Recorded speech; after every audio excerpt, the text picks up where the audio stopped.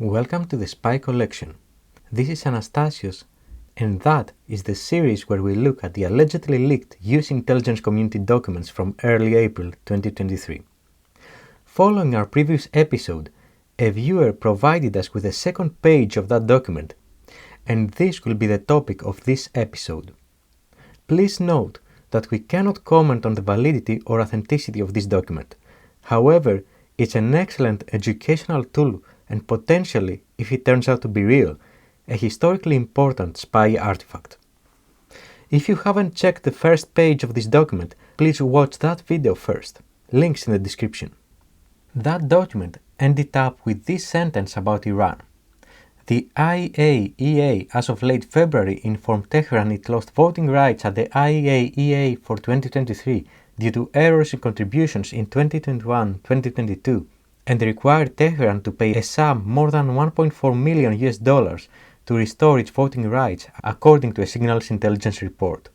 Separately, IAEA Director, and it continues to the second page as Director General Rossi, on March 1st planned to meet with Iranian President Raisi in Tehran on March 4th to relaunch talks on Iran's atomic work, according to an OSCE report. OSCE refers to Open Source Enterprise.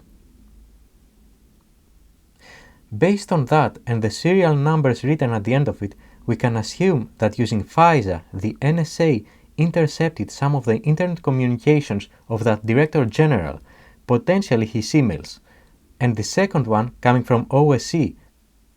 Next we have South Korea, Ukraine, US. Seoul stresses over US ammunition request. It says, the South Korean National Security Council, as of early March, grappled with the US request to provide artillery ammunition to Ukraine, according to a signals intelligence report. National Security Office Director Kim suggested the possibility of selling the 330,000 rounds of 155mm munitions to Poland, since getting the ammunition to Ukraine quickly was the ultimate goal of the United States. Again, seeing the double O in the serial number, that's the NSA's PDDG, and the SI Gamma compartment, it's clear that this one originated from sensitive communications interceptions. What this is telling us is that the NSA was spying on communications of South Korean officials to produce this update. And after that we have Nigeria. Opposition parties stage protests, government maintains security posture, president-elect, losing candidate call for calm. That says, Nigerian opposition supports on May 1st staged protests in Abuja against the February 25th presidential election results, claiming to process different outcomes from the official ones, according to an OSCE report. Separately, the Nigerian government in early March maintained an increased security posture following the announcement of President-elect Tinubu winning the election, according to imagery analysis.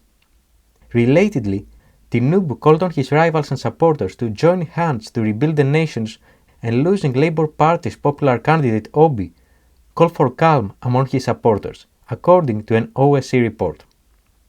Although most of the sources of this update is from OSCE, notice that the evaluation of the increased security posture was performed using imagery analysis. If you do know what this serial number refers to in more detail, like which overhead collection platform it was used, which unit, etc., please let us know in the comments below. Its structure appears to be date followed by CX and the serial number. The last update was that North Korea, early stage ICBM flight test preparations underway, saying that North Korea on March 1st performed instrumentation checkouts for a portable KNSS X-22, KN-28 ICBM, possibly related to early stage readiness checks for a flight test, according to a signals intelligence report. Again, in this one, we see that the source was intercepted communication from the NSA. And that leads us to the footer of this update with this big warning on FISA, saying that this section, page, contains information that is FISA derived, Do not use FISA information in a criminal proceeding or disseminate to a foreign government without Attorney General authorization. That brings up a very interesting subject not widely known outside of the intelligence world. That is, the entirely different worlds of law enforcement and intelligence agencies. In the law enforcement world, officers want to have indisputable evidence with a strong chain of custody and documentation of anything that the defendant might try to use against them in court. However, in the spy world, there are no defendants, so things like chain of custody, quality of evidence, and legal constraints go out of the window.